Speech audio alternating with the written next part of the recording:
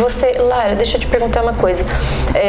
Já de um outro aspecto das entrevistas, né? Você falou com aproximadamente 7 colonos, né? Isso. Que foram os que você conseguiu localizar. Aqui na região tem acesso mais facilmente às pessoas que se dispuseram a falar, né, também. E aí você nisso conseguiu também verificar o sentimento dessas pessoas, né, em relação a esse fato, né? Um pouco você pode perceber, ou seja, qual é a sensação que essas pessoas têm hoje, como hoje na mente delas, elas lidam com isso, né? É uma sensação confortável, é uma sensação de saudade, é uma sensação de inconformismo, assim, rapidamente o que você conseguiu? Na verdade eu pude observar tudo que você citou aí, eu pude observar nas pesquisas, né? Tanto é que a primeira dela, na verdade, a primeira entrevista eu não consegui fazer porque a pessoa disse que ele tinha lembranças muito tristes e que aquilo o aborrecia, discutir esse assunto. Conversei com outras pessoas que falaram, não, hoje a gente está bem, né? Que estão hoje na região do Cuí, hoje a gente está bem, a gente ganhou terra aqui, assim como era no parque. Alguns, inclusive, disseram que ganharam mais do que tinha na região do parque. Sim. Né? E só que, claro, para eles ficou muita saudade porque eles lutaram muito, né? Claro. Eles lutaram, eles em mutirão eles derrubavam mata, claro. Eles trabalhavam a roça. Eu acho que assim, o sentimento predominante, sem dúvida, é de nostalgia, né? Porque além dos meus próprios pais relatando esse sentimento, que eu sei que existe, né? Porque, enfim, mas não só os meus pais, mas os outros moradores, né? Também, porque eram todos vizinhos, todos conhecidos. Isso. E se conversam até hoje. Então, é claro que existe essa sensação, esse sentimento de nostalgia, de saudade, isso. Né? E acho que se a gente perguntar, muitos deles vão dizer, sim, claro que eu gostaria de ter ficado, claro que eu gostaria de ter ali hoje a minha família, de estar produzindo lá, e ali era o meu lugar, né? Eu acredito. Eu gostaria inclusive de frisar também que o trabalho, ele não, em momento nenhum, né, que está se colocando contra o que é o Parque Nacional hoje, claro. Nada. Na verdade é só um resgate realmente dessa história que aconteceu, né, é fato, é verdade, aconteceu, e a gente não pode negligenciar isso, né? Sem dúvida. Então, assim, hoje o parque está aí, né, é um local visitado por muita gente. Eu trabalho com turismo também, então a gente, né, percebe que é uma questão necessária, importante, tá aí. Mas também importante é contar a história dessas pessoas, que durante as entrevistas eu percebi isso, que eles querem deixar de ser invisíveis. Claro, você falou muito bem. Né, eles querem deixar de ser invisíveis, eles querem sim. Claro. Olha, a gente morou lá sim. De ficar anônimos. De ficar anônimos. Não há razão. Eles viveram 40 anos praticamente. Ou seja, são protagonistas da história aqui da região oeste, né? A gente está falando só fora de Iguaçu. São protagonistas, ou seja, são pessoas que construíram a história, né? E fazem parte da história, assim como qualquer outras pessoas e qualquer outro episódio histórico, né? Mas ao mesmo tempo, como você disse, não se trata de dizer que o Parque Nacional não deveria ser o que hoje é o Parque Nacional, essa área de preservação, absolutamente não, né? Acho que as duas coisas são perfeitamente, tem que estar no mesmo pé de igualdade de importância, né? E agora, ainda, já que você está falando nisso, e a gente tem que continuar falando disso numa segunda edição, que a gente já combinou isso, esse ano, em outubro, a gente completa 41 anos, conforme você estava me dizendo, do decreto de desapropriação, né? E aí, qual é a ideia? Conte aí para as pessoas o que é que nós estamos pensando em fazer. Então, a gente busca, né? A gente quer levantar, então, imagens, porque durante o trabalho eu tentei resgatar aí, principalmente imagens, né? Porque, claro, a gente escreve, eu escrevi, o trabalho está pronto, né? Depois vai chegar aí para vocês, mas as imagens, elas mostram muitas vezes mais mais do que palavras. Então, né, a ideia é justamente fazer uma exposição, colocar então o passado e o presente hoje, por que não? Né? Hoje, como que foi a reconstituição da floresta nessa localidade? Também. Né? E aí, então, é trazer realmente, e como eu disse, eu acho que dá oportunidade para que essas pessoas, de repente, falem mais da história delas. Eu tive oportunidades durante as entrevistas, assim, eu ri, né, eu pude sorrir, pude chorar. Exato. Né? Então, acho que te gerou, assim, a flor da pele tantas sensações, emoções, né, juntas. Eu não tenho a menor dúvida disso, né? Eu acompanhei a entrevista que você fez com meu pai, né? Aliás, deixa eu mandar um abraço pro seu Ivo Hanauer e também pra Dona Ivone. Isso. Dona Ivone, um beijo pra você, viu, mamãe? Mas fecha parênteses aí que você estava dizendo. Então, das sensações, né? Porque é emocionante o teu envolvimento com esse trabalho. Com certeza. E aí, o trabalho, ele traz, na verdade, algumas declarações, ele traz informações de ordem, né? Coisas realmente com relação aos sentimentos, né? Então, nas falas, né? Se for ouvir aí o que foi gravado, você ouve, né? Então as falas, eles mais tranquilos, e de repente no momento, principalmente o seu pai, né? A gente posso ver, foi mais de 2 horas de entrevista gravada, e realmente eles colocando com uma posição política, né? E a gente tem também o Maurício, né? Que era da região de São José, a professora Alma, que foi a primeira professora da região de Santo Alberto, o seu Plínio, então Tadeu e Marcos. Então, um agradecimento especial a eles também por terem contribuído com essa pesquisa e automaticamente estão deixando de ser invisíveis. É importante a gente agradecer. Bom, a gente não sabe nem por onde começa a agradecer, não é, Lara? Porque agradecer a você. Eu dizia antes, quando a gente estava combinando aqui o nosso roteiro, e eu quero deixar isso bem registrado, o quanto eu admiro a Lara por ela ter feito essa empreitada, por ela ter enveredado por essa pesquisa corajosa, porque não é tão simples, porque envolve muita gente, né? Envolve um levantamento que é complexo, que é demorado, né? Envolve você parar a sua vida, né? Literalmente, a gente pode dizer, parar de viver, né? Por um tempo, depois você volta a viver, né? Estão começando agora. Está começando agora, na verdade. E por isso eu digo corajosa a ideia de decidir por este tema e fazer esse resgate, porque é muita coisa implicada e a importância é valiosa nesse sentido. Então, por isso eu não tive a menor dúvida, desde que eu iniciei, lá no início ainda, das primeiras edições do programa, eu sempre tinha em mente, era uma coisa que ficava como um radar na minha cabeça, assim, sabe? Você tem que fazer o programa com essa temática, inclusive porque se trata de uma pesquisa de mestrado, de uma dissertação de mestrado, né? Com todo o rigor científico que essa pesquisa exige, todos vocês sabem disso. Então, há coisas, durante a nossa conversa, porque que a gente saía do campo, né, Lara, da pesquisa, e ia para as nossas sensações pessoais em relação a isso. Então, é muita coisa. Eu tive agora percorrendo um pouco ali do parque, num trabalho fotográfico, e aí eu estava contando para Lara, eu não queria mais sair de lá de dentro, e aliás, nós queríamos voltar lá, de alguma maneira a gente vai providenciar isso, de voltar lá dentro para ver se eu resgato vestígios. Olha, é aqui que eu morava, era aqui que era a minha casa, aqui que minha mãe lavava a roupa no rio Mingau, né? Eu dizia para Lara que seu pai pescava? Pescava. Eu tenho uma cicatriz, dizia para ela, né?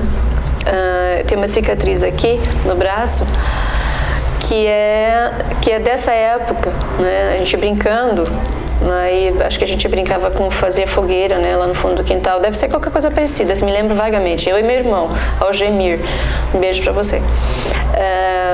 E aí caiu aqui uma brasinha, né? Caiu um pedacinho lá da madeira do fogo lá. Então, assim, é uma cicatriz que é de dentro do Parque Nacional. Isso em termos de significado, né? Se a gente for falar em termos semióticos, né? de pesquisa para quem lida com essa área é fantástico, porque são signos que compõem a tua identidade, ou seja, como uma marca registrada para sempre. Né? E você tem esse envolvimento também íntimo com essa temática. Com essa temática. Não é só uma questão de fazer uma pesquisa acadêmica meramente, é mais, né? É mais do que isso, até porque a partir do momento que você se envolve, que você começa a conversar com essas pessoas e eles começam a se abrir e contar a vida deles para você, eu acho que, e eu me comprometendo em fazer um trabalho e divulgar isso, né? Porque sempre ficou claro quais eram os objetivos da pesquisa. Sim. Então, mais do que nunca, eu acho que esse processo de divulgação e de trazer essa história à tona, né, para outros pesquisadores aí que venham a pesquisar mais, aprofundar, porque eu tive um tempo para fazer essa pesquisa, então alguns aspectos eu não pude apurar mais, né? Então fica lançado aí o desafio para outros pesquisadores, né, para quem quiser, né, materiais, para dar continuidade ao estudo, que eu acho que pegar um ou outro aspecto que não pode ser aprofundado e aprofundar, né, investigar melhor. Até porque nos livros dos pioneiros da região a gente não vê o nome dessas pessoas. E eles foram pioneiros da região. Pois justamente, né? Você tocou. Então eu acho que eles foram pioneiros, eles viveram aqui, né? Claro que foram trabalhadores, né? Lutaram, braços fortes ali dentro da floresta. Eu acho que isso tem que ser trazido aí e contado para a comunidade. E eles têm esse direito. Eu acho que, né? Eu me senti nessa obrigação, então, de fazer essa divulgação.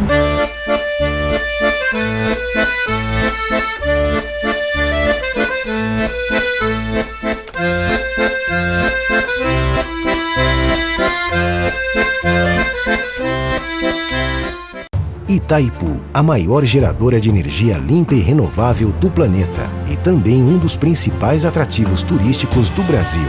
A vista panorâmica, o circuito especial pelo interior da usina, o test drive do veículo elétrico, a iluminação da barragem, o ecomuseu, o polo astronômico e o refúgio biológico Bela Vista são algumas de suas atrações imperdíveis. Ligue ou acesse o site e venha conhecer. Itaipu Binacional. A Clínica de Diagnósticos Ultraimagem há 20 anos cuida de sua saúde, realizando os exames de ecografia geral e densitometria óssea. Confie seus exames ao Dr. Omar Elakis, que é membro do Colégio Brasileiro de Radiologia. A Ultraimagem fica na Rua Martins Pena, 244, no Jardim Festo Gato, e o telefone é 3522-1177.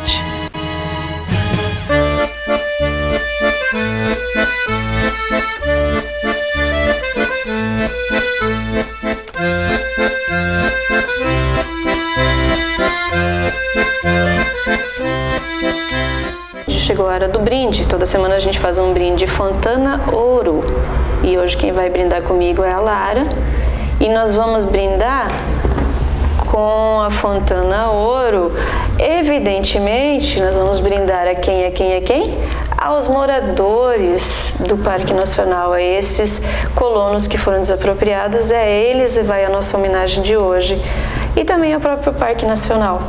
Concorda, Lara? Então, um brinde, tchim-tchim, brindamos, feita a nossa homenagem, Fontana Ouro de hoje, nós vamos continuar a conversa. Sem dúvida, eu acho que esse trabalho que a gente pretende fazer no mês de outubro, não necessariamente, mas né, com um prazo suficiente, né, para que a gente possa organizar uma coisa bacana. Eu acho que muita gente, Lara, inclusive, vai nos ajudar nisso, né? A partir da divulgação, né, dessa entrevista e tudo mais, a gente vai, enfim, divulgar isso. E até as pessoas que tiverem acesso à sua dissertação, que certamente vão querer ler e querer saber mais detalhes, depois a gente deixa seu e-mail também, né, os contatos, para que as pessoas, mas como é que eu falo com a Lara, porque eu quero saber mais a respeito, né? E até para as outras emissoras fazerem matéria a respeito disso, porque não, tranquilamente, seria uma honra, seria um prazer. Você tocou numa questão, né? Não sei qual que é o tempo que a gente tem, mas você falou da questão da fogueira, de queimar. E realmente a gente está bem em época junina, né? Então uma das festas que eles faziam festa junina lá também, né? Eles iam para os bailes, eles viajavam, saíam de uma comunidade, iam para outra em noites de vigiada, né? Então eles narram com uma riqueza de detalhes a vida na comunidade, como que era, a questão de trazer o doce, né? A criança trazia o doce, eles tinham o doce, um trazia, ou então distribuíam a farinha para um fazer o pão, o outro trazia na semana que vem. Então era realmente um espírito comunitário que a gente quase não vê hoje. Exatamente. Né? Essa relação muito afetiva, né, que está nos relatos, né, essa coisa carinhosa, né, com cada detalhe. E que foi quebrado, né, Giane? A partir do momento que eles tiveram que sair, muita gente, né, alguns foram para a região do Cuí, outros estão espalhados em cidades aí da região, alguns, inclusive, segundo as narrativas, foram para o Paraguai, né? Então tem toda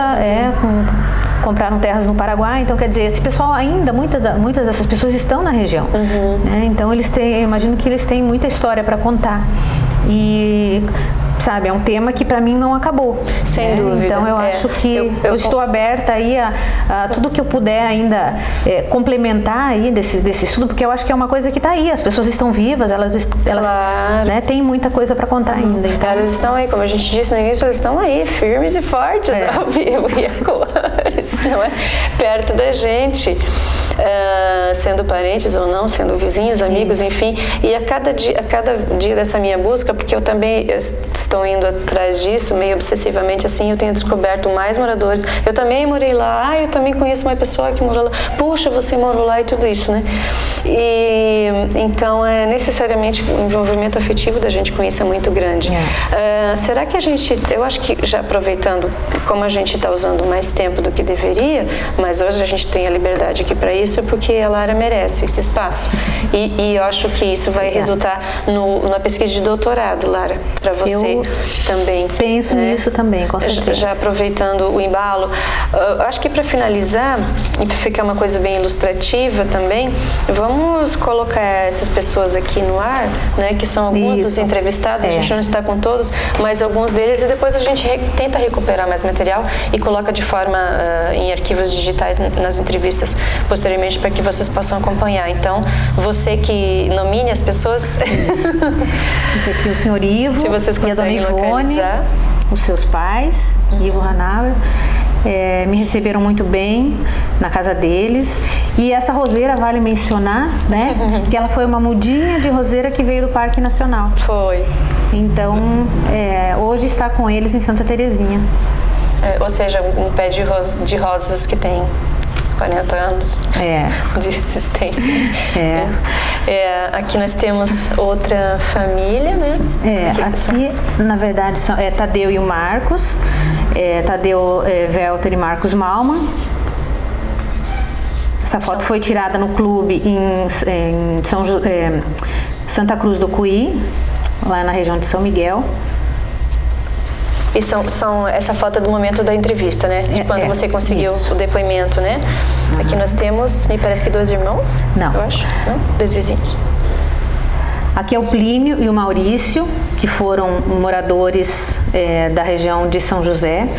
O Maurício, inclusive, ele contou uma história muito interessante com relação às prisões. Ele foi um dos presos, porque os colonos, quando eles resistiam e insistiam em ficar na região, insistiam em plantar, insistiam em derrubar a floresta, eles eram presos e trazidos para a Polícia Federal em Foz. Não tenho registros aí de que sofreram algum tipo de tortura física, né? Pelo menos nas entrevistas não apareceu nada. Mas ele foi pego na casa dele, foi trazido, né, para a polícia, passou a noite preso, né, com muito medo.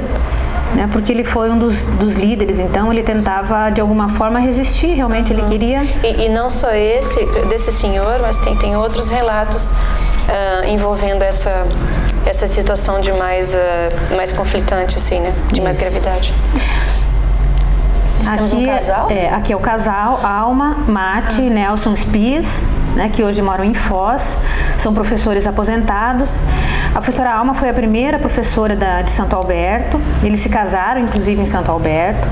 deram uma contribuição muito importante com relação a essa, como foi a comunidade, né, como que ela vivia nesse mutirão. E na narrativa do professor Nelson surgiu então uma outra situação em que não só ele, mas outro entrevistado também falou que talvez que o parque teria sido ampliado por um decreto da Organização dos Estados Americanos, justamente porque do lado argentino era parque, então eles queriam que do lado brasileiro também fosse parque. Por conta que teria sido causado por conta de que os policiais, alguns caçadores brasileiros, né, na época, palmiteiros, teriam matado um guarda do lado argentino. E aí eles Aí a Argentina começou a pressionar também, então foi uma outra conversa que eu não pude aprofundar, né? Que então o governo argentino começou a pressionar o governo brasileiro para essa efetiva ampliação do parque, né? Só lembrando que eles estavam ali com registros, como eu falei, né, antes. Então assim, não teve invasão, né? Eles não invadiram, ou seja, eles compraram terra. Só que como essa história ela caminhou por vamos dizer 2 caminhos paralelos, toda essa formação da região aqui.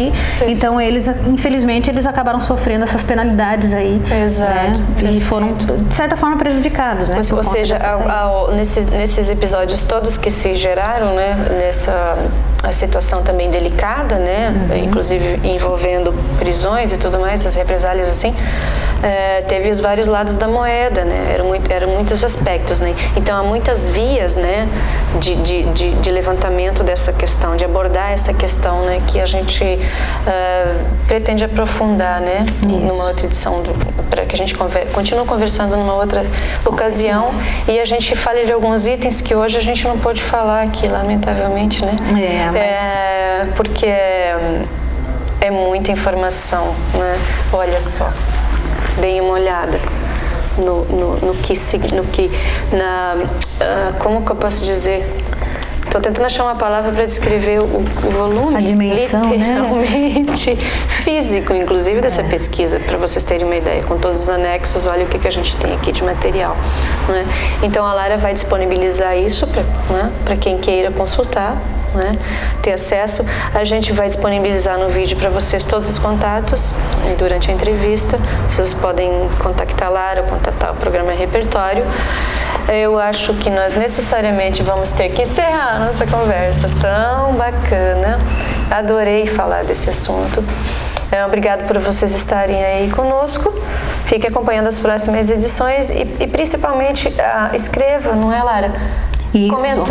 Comentando sobre esse assunto, não só sobre o programa Repertório, sugerindo pautas, enfim, outros assuntos que a gente possa abordar aqui, pessoas que a gente possa trazer. Toda sugestão será bem-vinda, mas também a respeito da pesquisa, né? Todo dado que se possa acrescentar em relação a isso só vai enriquecer. Com certeza. Não é? Eu agradeço, Giane, a oportunidade, né, de estar divulgando o trabalho aqui, quentinho, né, recém saído do forno. Verdade. Mas de certa forma eu acho que começa aí, né? O trabalho já foi apresentado em alguns eventos científicos, como eu já havia te falado, né? As pessoas, pelo fato de desconhecerem, elas ficam impressionadas com as imagens, né? Que são muito fortes ali das lavouras no meio da floresta, principalmente. Mas eu acho que, né? Eu acho que esse aqui é um recomeço aqui agora para a gente começar a fazer uma divulgação mais local mesmo e tal. Então eu agradeço mesmo a oportunidade. Eu que agradeço. Isso aqui ainda tenho certeza que vai dar muito pano para manga, né? Para usar uma expressão assim que a gente costuma, que é bem apropriada. Eu que agradeço. Imagina. Agradeço muitíssimo, fiquei muito feliz. Tem outras coisas mais nessa história, né? A gente estudou no mesmo colégio, né? Então, quando a gente era criança. Nós fazemos aniversário quase na mesma semana. É uma loucura isso aqui. Não só aniversário de dia, aniversário de ano, inclusive. Também, né? Leonina também. O mundo é uma coisa muito doida, não é? Resumo da ópera, o mundo é uma coisa muito doida. Como é uma coisa muito doida, a gente se despede hoje por aqui. Obrigada aos apoiadores, veja aí quem são eles. Um beijo, até semana que vem. Tchau, tchau.